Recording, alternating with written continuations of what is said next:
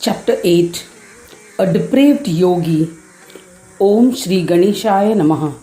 Daksha asked, how does a yogi, after practicing yoga regularly, getting absorbed in Brahma and attaining yogic peace, become depraved? O Muni, it is astonishing that even though the yogi is aware that this world is filled with Maya and contains innumerable illusions, gets trapped in them. Please tell me about it.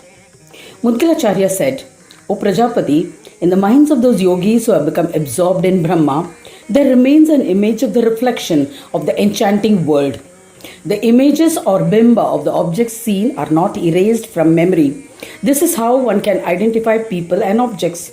The formless words, fragrances, etc. are also imprinted in the memory. Hence, without seeing an individual, we can recognize people by their voice. A yogi may be united with Brahma, but his intellect persists. Memories lies dormant in it. In it, he is naturally infatuated and a liking for these subjects develops. He begins to think about them and desires for these pleasures. O wise Daksha, I shall describe the nature of the discriminatory intelligence which is present in his heart at that time. Please listen. He thinks, I am absorbed in Brahma. There is no doubt about it. I am beyond auspiciousness or inauspiciousness, merits or sins. I have undoubtedly forsaken all indulgences. There is no state of yoga beyond what I have attained. If I indulge in pleasures without considering punya or sins, I do not think that my state of yoga will be corrupt. Then, why am I enduring sorrow by sacrificing indulgences under the burden of righteousness as guided by the scriptures? Determining this in his mind, the yogi is tempted to indulge in various pleasures. He begins to gradually experience the enticements and develops a liking for it. The state of being lured by temptations in the yogi's heart is known as moha. As a result, his peace is shattered and he indulges in acts of merits or sins. Thereafter, he surrenders to lust and desires physical gratifications and commits sins and punya. Thereafter, he tends to be enraged by anyone who tries to prevent him from indulging in pleasures. He has a change of heart towards the one who has brought about obstacles in his path and considers him as a foe. Gradually, he is taken captive by ignorance. Being captivated, he starts plotting revenge. In order to punish his enemy, he strives to gain various powers and amasses wealth and endeavors to defeat him. He then continues to indulge. O Prajapati, he is unable to distinguish between self and others. Due to this ignorance, the notions of friend and foe emerge in his mind. He has forgotten all about peace. Due to this loss in memory, he begins to think of the Deha as the truth. He considers himself accomplished when the Deha has been gratified. If he is unable to achieve gratification, he considers himself unfortunate. Then he gives up yoga and becomes immersed in indulgences, becoming a symbol of indulgences. There's no doubt about it. As a result, he becomes ashant and has forgotten all about yoga. He believes that if the body is gratified, he has achieved happiness. If he suffers physically, he believes that he is unhappy. He does not experience any peace. Unsatisfied, he keeps wandering in search of physical happiness. He does not abide by the scriptures. He commits all types of sins and acts of merits. Such a yogi who was once an ardent follower of the Varnashrama Dharma has now become a guiltless sinner. Sometimes, when reminded of his duties, he also performs meritorious deeds. Enticed, he continues to indulge in the pleasures of the world. I have elucidated how, in this manner, forsaking yoga, a human becomes depraved. Viveka exists in his heart, but it too creates enticements.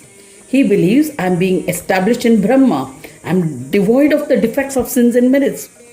In the end, he descends to hell, where he suffers from torments.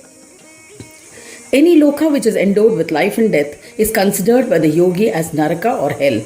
After undergoing severe torments, he is reborn on earth.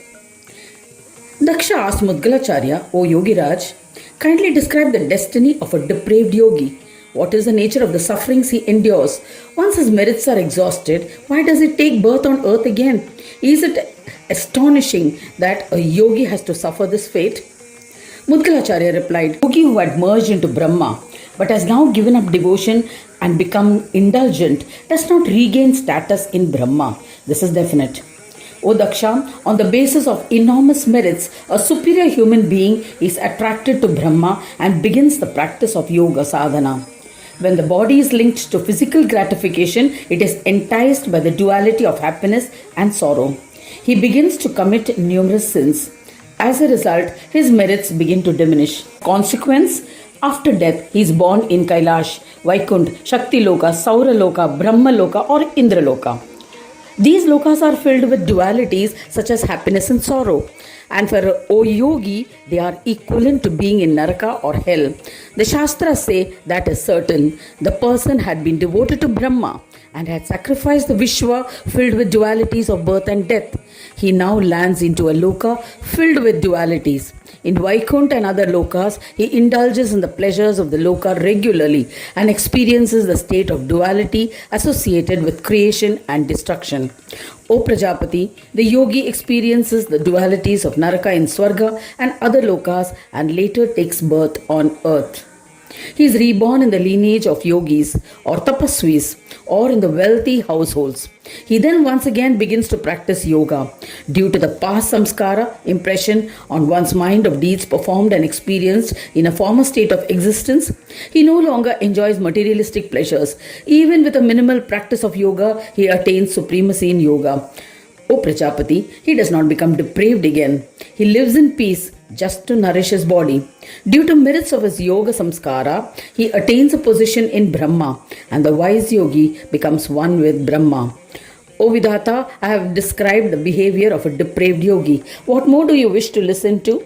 I shall clarify all your doubts. Thus ends the 8th chapter titled The Depraved Yogi in the 9th Khand of the Purana Upanishad Srimad Mudgal Puran, describing the legends of yoga, dedicated to Shri Gajanana. End of chapter 8.